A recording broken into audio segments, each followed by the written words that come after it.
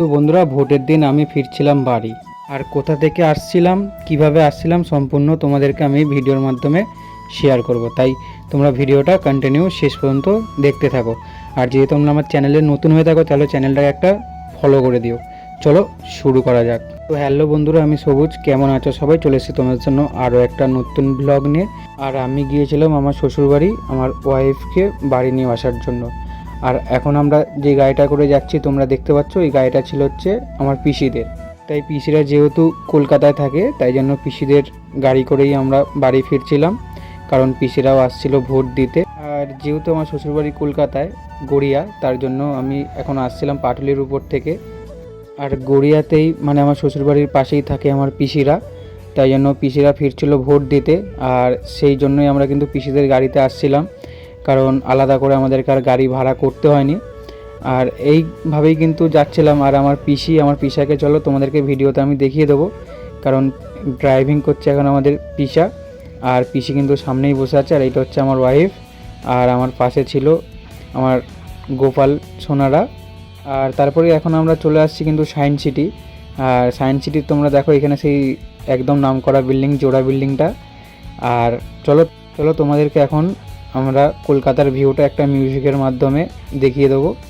আর যেহেতু আজ বৃষ্টির ওয়েদার ছিল, তাই জন্য কিন্তু এখানকার মৌসমটা কিন্তু একদম খুব সুন্দর লাগছিল। আর তাই চলো তোমরা একটা মিউজিকের মাধ্যমে এখানকার ভিউটা দেখো।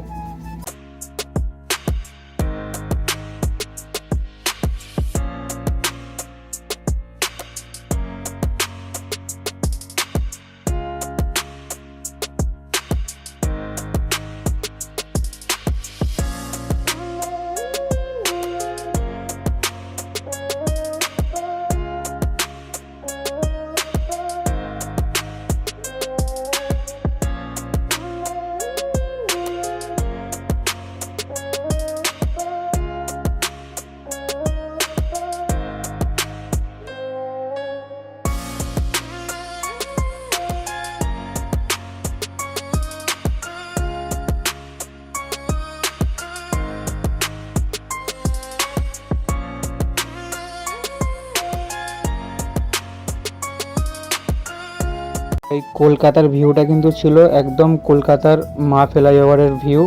আর এখন দেখো আমার পিসা এখানে গান গাইতে গাইতে কিন্তু ড্রাইভিং করছে। আর এইভাবেই কিন্তু আমরা যাচ্ছি, যেহেতু আজ ভোট ছিল, তাই জন্য কিন্তু রাস্তা পুরো ফাঁকা ছিল। আর কিন্তু বৃষ্টির ওয়েদার ছিল। আর তারপরেই কিন্তু আমরা চলে আসলাম হুগলি সেতুর সামনাসামনি। আর এখন আমরা কিন্তু যাচ্ছি হুগলি সেতুর দিকে।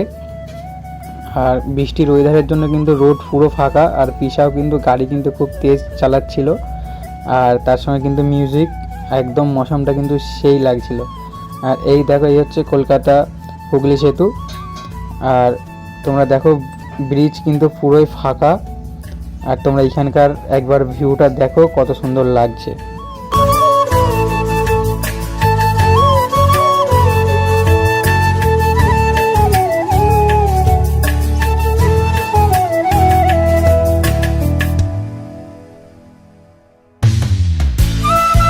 আর তারপরেই আমরা কিন্তু কলকাতা ছাড়িয়ে চলে আসলাম আমাদের লোকাল রাস্তা ডোমজুর রোডের দিকে।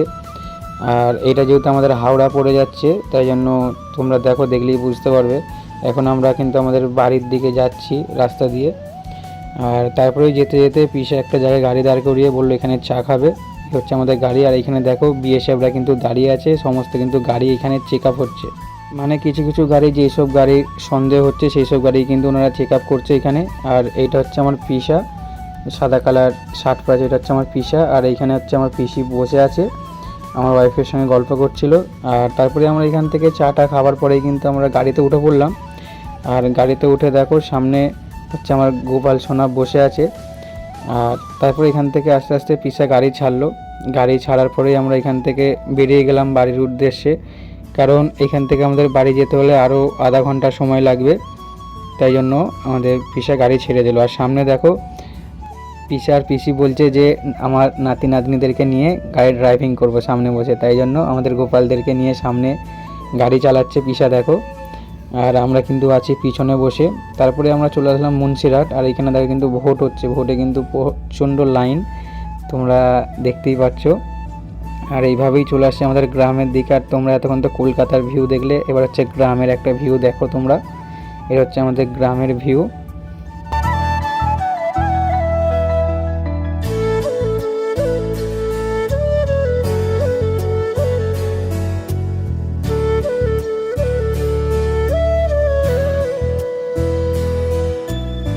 আর তারপরেই আমরা চলে আসলাম বাড়ি।